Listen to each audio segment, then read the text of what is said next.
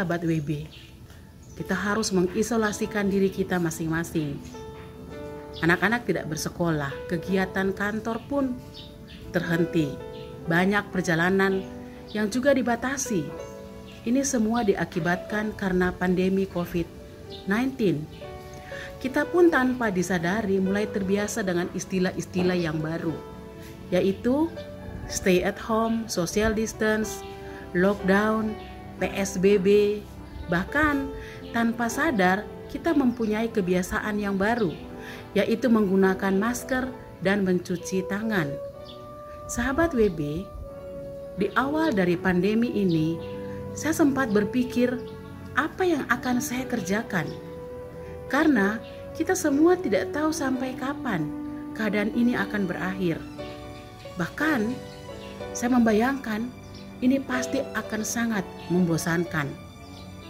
Tetapi semua itu tidak seperti apa yang saya bayangkan.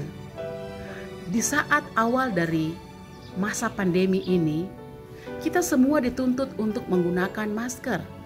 Kita semua harus menggunakan masker. Masker harganya menjadi mahal, kemudian masker menjadi barang yang langka. Hal ini menggerakkan saya untuk membuat masker. Saya mulai membuat masker, saya menjahit masker untuk memenuhi kebutuhan keluarga saya, kerabat, kemudian untuk teman-teman di jemaat lokal kami, dan kepada siapa saja yang membutuhkan masker, saya membagikan kepada mereka. Sahabat WB, di saat kita semua harus menggunakan masker, seluruh dunia seakan terbungkam karena menutup hampir separuh dari wajah dengan masker. Masker membuat kita berhati-hati dalam berbicara. Masker menuntut kita lebih banyak diam.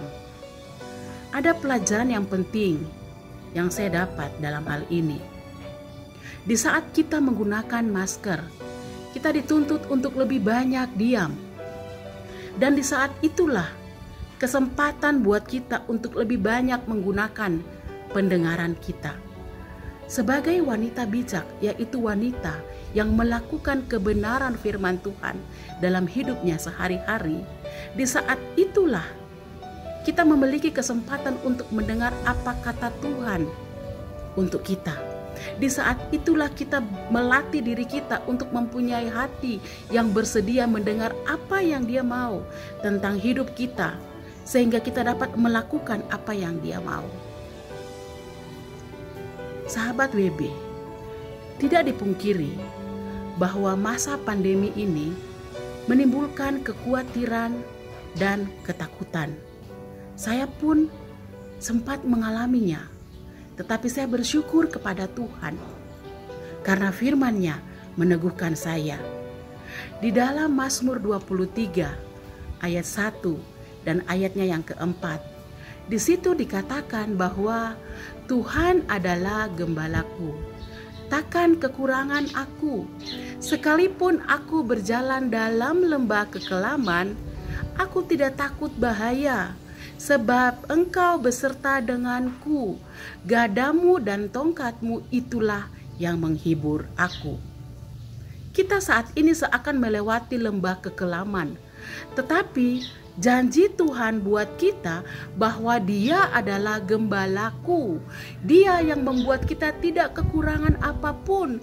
Kita seakan sementara melewati bahaya, tetapi janjinya kita tidak akan takut bahaya. Dan Dia katakan Dia beserta dengan kita. Ingat, Allah yang kita sembah namanya Immanuel, Allah beserta kita. Ayat 4 katakan bahwa sekalipun aku berjalan dalam lembah kekelaman, aku tidak takut bahaya. Masa ini kita akan melewatinya karena kita berjalan melewatinya.